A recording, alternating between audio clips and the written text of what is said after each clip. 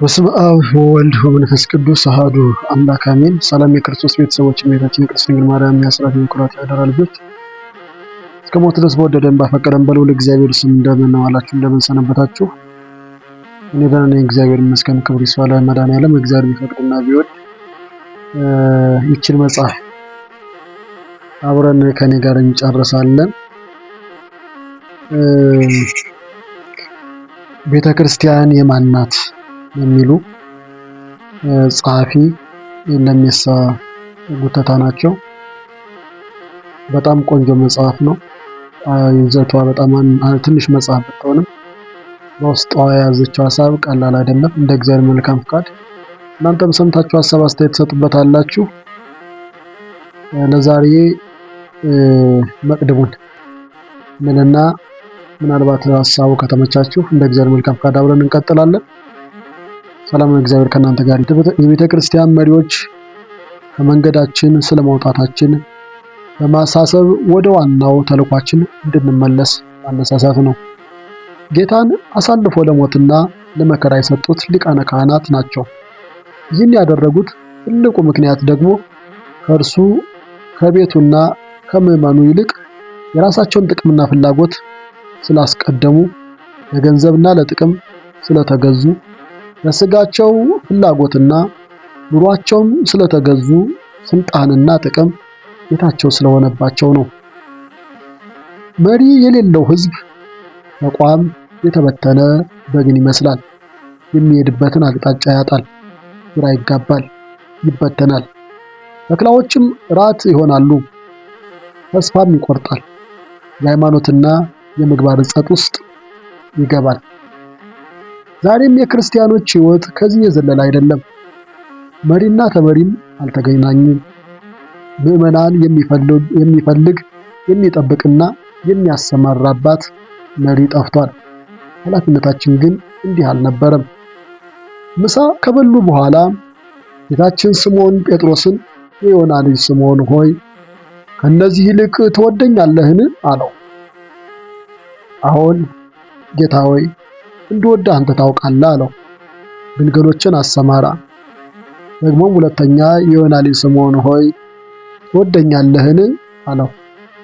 አዎን ጌታ ሆይ እንድወድህ አንተ ታውቃለህ አለው። ጠቦቶችን ጠብቅ አለው። ሶስተኛ ጊዜ የዮና ልጅ ስምዖን ሆይ ትወደኛለህ? አለው።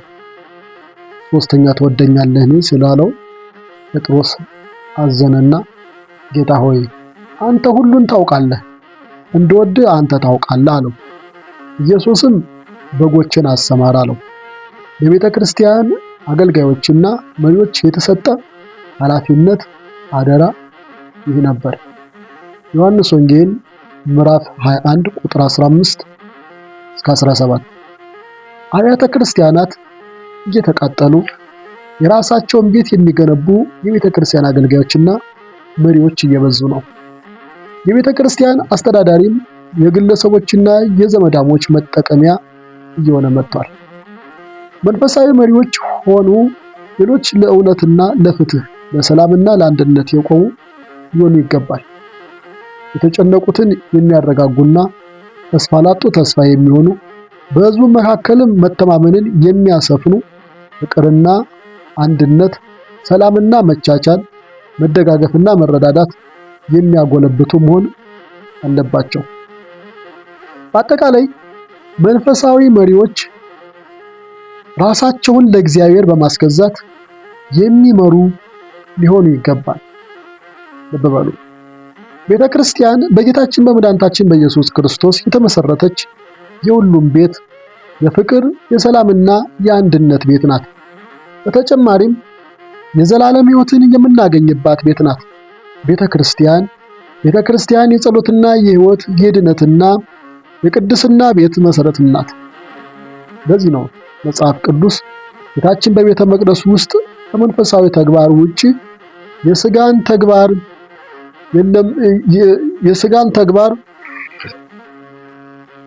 ስራን የሚሰሩትን በጅራፍ ገርፎ ካወጣቸው በኋላ ኢየሱስም ወደ መቅደስ ገባና በመቅደስ የሚሸጡትንና የሚለውጡትን ሁሉ አወጣ። የገንዘብ ለዋጮችንም ገበታዎች፣ የርግብ ሻጮችንም ወንበሮች ገለበጠና ቤቴ የጸሎት ቤት ትባላለች ተብሎ ተጽፏልና እናንተ ግን የወንበዴዎች ዋሻ አደረጋችኋት አላቸው። በመቅደስም ዕውሮችና አንካሶች ወደ እርሱ ቀረቡና ፈወሳቸው በማለት የተናገረው የማቴዎስ ወንጌል ምዕራፍ 21 ቁጥር 12፣ የማርቆስ ወንጌል ምዕራፍ 11 ቁጥር 17። ዛሬም በቤተ መቅደስ ውስጥ የሥጋን ተግባርን የሚፈጽሙ ብዙ ግለሰቦች ማየት ይቻላል። ይህ ደግሞ በእግዚአብሔር ዘንድ አጸያፊ ተግባር ነው። ክብርና ጸጋንም ያሳጣል። በሰውና በእግዚአብሔር ዘንድም ያስመዝናል። ለእኛም ሆነ ለሀገርም ቁጣንና መቅሰፍትንም ጭምር ያመጣብናልና ወደ ልቦናችን ልንመለስ ከክፋታችንም ልንታቀብ ይገባል። ከኤሊ ልጆች ታሪክም የምንረዳው ይህንን ነውና የቤተ ክርስቲያን የማንነት መገለጫዎች ለመጠበቅ መንፈሳዊ መሪዎች ያስፈልጋሉ። ያለ መንፈሳዊ መሪዎች የቤተ ክርስቲያንን አንድነት ማስጠበቅ አይቻልም። ክርስቲያን ለሁሉም ሰው አርአያና ምሳሌ ሆኖ የመኖር ግዴታ አለበት።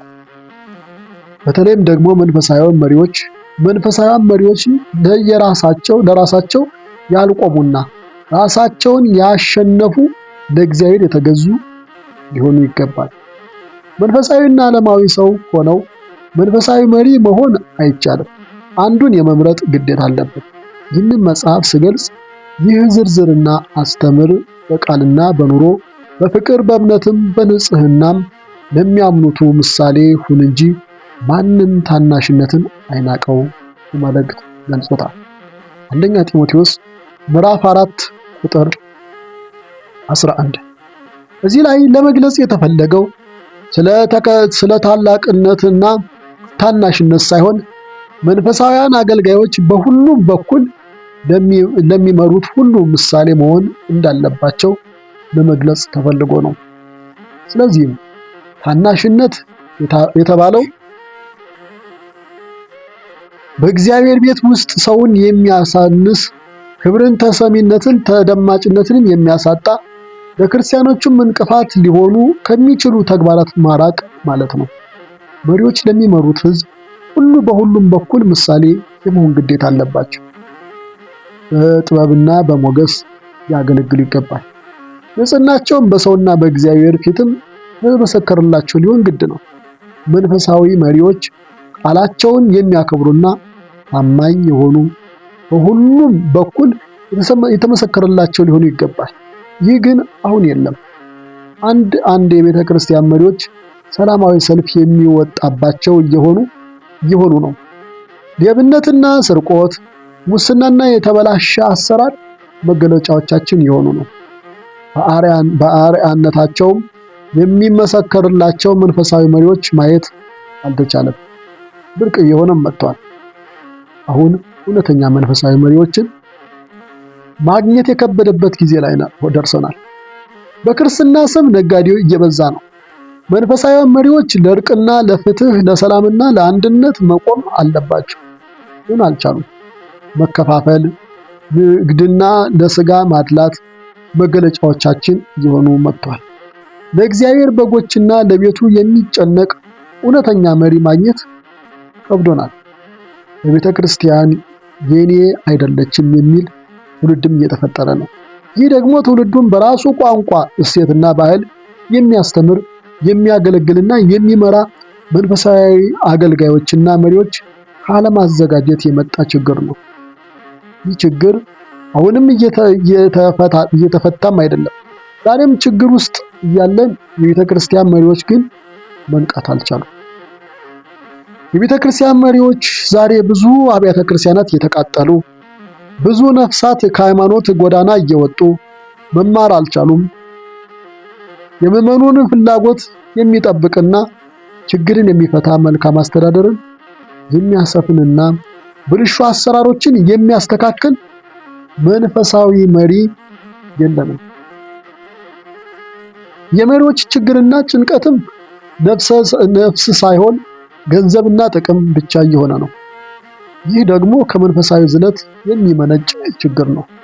አሁን ያለውን የቤተ ክርስቲያን አስተዳደራዊ መዋቅርን ማስተካከል ካልቻል ትውልዱን ማጥፋታችን የማይቀር ነው። ስለዚህም ወደ ራሳችን እንመለስ ይገባል። የግል ጥቅምና ፍላጎት መተው፣ ለባለቤቱና ለሕዝቡ ልንቆም ይገባል። ከንግድ ሕይወታችንም በመውጣት መንፈሳዊና ሰማያዊ አደራችንን በአግባቡ ልንወጣ ይገባል። እንዲህ አይነት መሪዎችን እግዚአብሔር እንዲህ ይላቸዋል፣ የሰው ልጅ ሆይ ትንቢት ተናገር፣ በእስራኤል እረኞች ላይ ትንቢት ተናገር። እረኞችንም እንዲህ በላቸው፣ ጌታ እግዚአብሔር እንዲህ ይላል፣ ራሳቸውን ለሚያሰማሩ ለእስራኤል እረኞች ወዮላቸው። እረኞች በጎችን ያሰማሩ ዘንድ አይገባቸውምን? ጮማውን ትበላላችሁ፣ ጠጉሩንም ትለብሳላችሁ፣ የወፈሩትን ታርዳላችሁ፣ በጎቹን ግን አታሰማሩ። የደከመውን አላጸናችሁትም፣ የታመመውንም አላከማችሁትም፣ የተሰበረውንም አልጠገናችሁትም፣ የባዘነውንም አልመለሳችሁትም፣ የጠፋውንም አልፈለጋችሁትም። በኃይልና በጭቆናም ገዛችኋቸው። እረኛውንም በማጣት ተበተኑ። ለምድርም አራዊት ሁሉ መብል ሆኑ።